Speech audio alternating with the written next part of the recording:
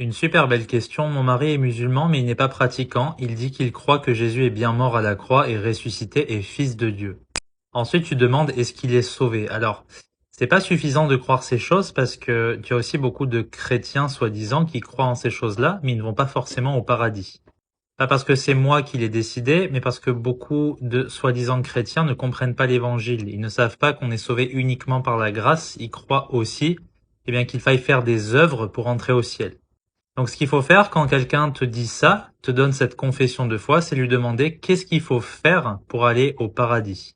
En fait, il faut bien que la personne ait compris l'évangile, c'est très important. L'évangile, c'est la bonne nouvelle.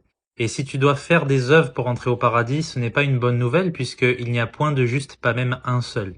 En plus, la Bible dit, toute notre justice est comme un vêtement souillé. Donc même si tu fais de très belles œuvres, ce n'est pas suffisant pour le Seigneur, il voit ça comme un vêtement souillé au final.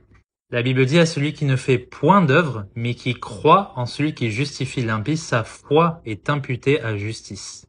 Donc il faut que ton mari comprenne l'évangile. Et l'évangile est très simple, il suffit de croire en Jésus-Christ pour aller au paradis. Il faut c'est-à-dire placer sa confiance en lui pour aller au ciel et pas placer sa confiance en sa propre personne, comme tu peux le voir dans beaucoup de religions. Elles enseignent ça de manière très subtile, alors qu'en fait l'évangile est très simple, il ne faut pas compliquer les choses.